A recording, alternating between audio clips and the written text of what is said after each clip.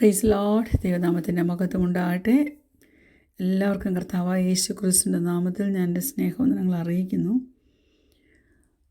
നമ്മൾ ചിന്തിച്ചുകൊണ്ടിരിക്കുന്ന ഒരു കാര്യം, അന്യൻ്റെ കണ്ണിലെ കരട് അല്ലെങ്കിൽ കൂട്ടാളിയുടെ കണ്ണിൽ നിന്ന് കരട് എടുത്ത് കളവാൻ പോകുന്നതിന് മുമ്പ് നാം നമ്മുടെ കണ്ണിലെ കോലെടുത്ത് കളയണം. അതിൻ്റെ അർത്ഥം കൂട്ടാളിയുടെ ഡിഫെക്ട്സും ഫ്ലോസും ഒക്കെ നാം കണ്ടെടുക്കാൻ മിടുക്കരാം. പക്ഷേ to take the speck out, കൂട്ടാളിയുടേത് അങ്ങനെ ചെയ്യണമെങ്കിൽ യേശു കർത്താവ് മീൻ ചെയ്തത് എന്താണെന്നറിയാവോ? നിനക്കത് എഫക്റ്റീവായിട്ട് ചെയ്യാൻ കഴിയണമെങ്കിൽ നീ ആദ്യമായിട്ട് നിൻ്റെ ഷോർട്ട് കമ്മിങ്സ് കണ്ടുപിടിച്ച് അതിൽ നിന്ന് ഒരു ജയം പ്രാപിച്ചെങ്കിലേ പറ്റത്തുള്ളൂ.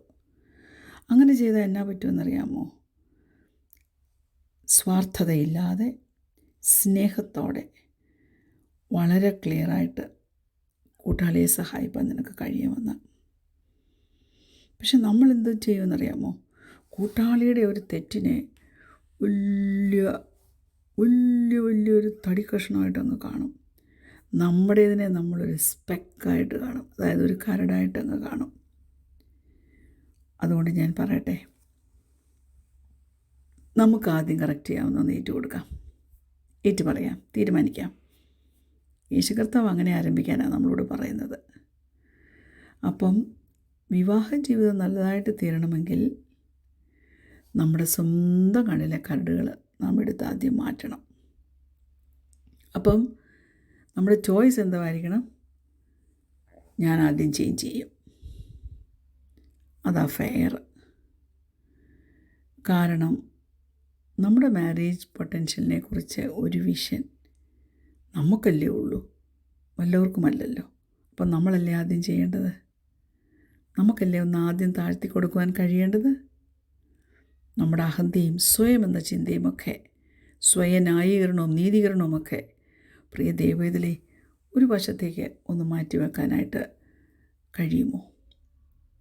എന്നിട്ട് ദൈവത്തിൻ്റെ കാഴ്ചപ്പാടും ദൈവത്തിൻ്റെ കൽപ്പനകളുമെല്ലാം സീരിയസ് ആയിട്ട് എടുക്കുവാൻ തക്കവണ്ണം ഒന്ന് പരിശ്രമിക്കുക. കർത്താവ് തീർച്ചയായും സഹായിക്കും.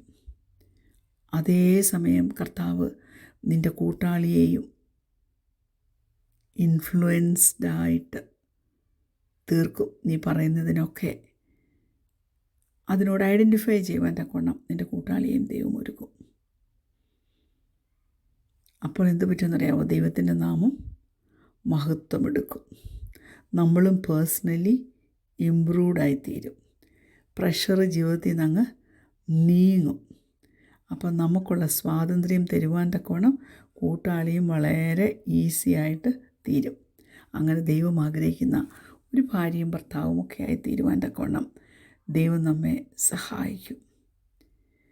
ഒരു strong and thriving marriage build up ചെയ്യുവാൻ പക്വതയുള്ള രണ്ടാൾക്കാർക്ക് മാത്രമേ കഴിയത്തുള്ളൂ. അവരെ ദൈവം ഉപയോഗിക്കുകയും ചെയ്യും തൻ്റെ നാമത്തിൻ്റെ മഹത്വത്തിനു വേണ്ടി. 2-3 വാക്യങ്ങൾ പ്രിയപ്പെട്ടവരുടെ ശ്രദ്ധയിൽ ഞാൻ ഇന്ന് പകൽക്കാലം കൊണ്ടുവരട്ടെ. 1 കൊരിന്ത്യർ 13-ാം അധ്യായം അതിൻ്റെ 4 മുതൽ 7 വരെയുള്ള വാക്യങ്ങൾ. 1 Corinthians chapter 13 verses 4-7. സ്നേഹം ദീർഘമായി ക്ഷമിക്കുകയും ദയ കാണിക്കുകയും ചെയ്യുന്നു. സ്നേഹം സ്പർദ്ധിക്കുന്നില്ല, സ്നേഹം നിഗളിക്കുന്നില്ല, ചേർക്കുന്നില്ല, അയോഗ്യമായി നടക്കുന്നില്ല, സ്വാർത്ഥം അന്വേഷിക്കുന്നില്ല, ദേഷ്യപ്പെടുന്നില്ല, ദോഷം കണക്കിടുന്നില്ല, അനീതിയിൽ സന്തോഷിക്കാതെ സത്യത്തിൽ സന്തോഷിക്കുന്നു, എല്ലാം പൊറുക്കുന്നു, എല്ലാം വിശ്വസിക്കുന്നു, എല്ലാം പ്രത്യാശിക്കുന്നു, എല്ലാം സഹിക്കുന്നു. സ്തോത്രം.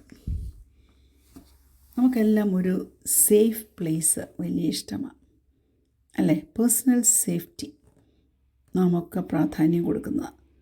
Seat belt, door lock, even alarm സിസ്റ്റത്തിന് പോലും നാം ശ്രദ്ധ കൊടുക്കുന്നവരാണ്.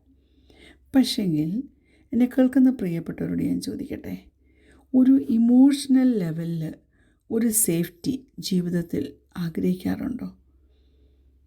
ഞാൻ ചോദിച്ചതിൻ്റെ അർത്ഥം നിങ്ങൾക്ക് മനസ്സിലായോ? കുഞ്ഞുങ്ങളെ സഹായിക്കുന്ന കാര്യത്തിൽ, ഭർത്താവിനോട് ചില കാര്യങ്ങൾ പറയുന്നതിൽ സേഫായിട്ട് ദൈവത്തിനെ നിനക്ക് തോന്നുന്നുണ്ടോ? അതായത് ചില സംശയങ്ങൾ അല്ലെങ്കിൽ ചില ചോദ്യങ്ങൾ ചോദിക്കുന്നതിൽ ഒരപാകതയുമില്ലെന്ന് നിങ്ങളുടെ കുടുംബജീവിതത്തിൽ നിങ്ങൾക്ക് തോന്നുന്നുണ്ടോ? ഞാൻ പറയട്ടെ, ഒരു നല്ല കുടുംബജീവിതം നയിക്കണമെങ്കിൽ എല്ലാ ഇമോഷൻസും തമ്മിൽ ഷെയർ ചെയ്യുവാനുള്ളൊരു ഫ്രീഡം ആവശ്യമാണ്. കംപ്ലീറ്റായിട്ട് ഹോണസ്റ്റ് ആയിരിക്കുന്നവർക്ക് മാത്രമേ അങ്ങനെ ചെയ്യാൻ പറ്റത്തുള്ളൂ. നിൻ്റെ പ്രത്യാശകളും ആശകളും സ്വപ്നങ്ങളും ഭയങ്ങളും മുറിവുകളും സന്തോഷങ്ങളും എല്ലാം പരിഹരിക്കപ്പെടുന്നതും നിൻ്റെ ജീവിതത്തിൽ നീ വളരെ വിശാലമായി സന്തോഷിക്കുന്നതുമൊക്കെ തീർച്ചയായിട്ടും ഒരു സാറ്റിസ്ഫൈയിങ് കമ്മ്യൂണിക്കേഷൻ ഉള്ളിടത്തേ നടക്കത്തുള്ളൂ. എന്ത് കോൺഫ്ലിക്റ്റ് ഉണ്ടെങ്കിലും അതിനകത്തൊരു റെസൊല്യൂഷൻ നമുക്ക് ആവശ്യമാണ്.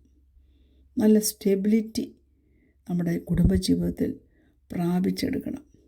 പക്ഷേ ഒരു സുരക്ഷിതത്വത്തിൻ്റെ, ഞാനിങ്ങനെ പറയട്ടെ, സെൻസ് ഓഫ് സേഫ്റ്റി ഇല്ലാതെ ഒത്തിരി കാര്യങ്ങളും സന്തോഷമായിട്ട് ഒരു കുടുംബജീവിതത്തിൽ പോകത്തില്ല.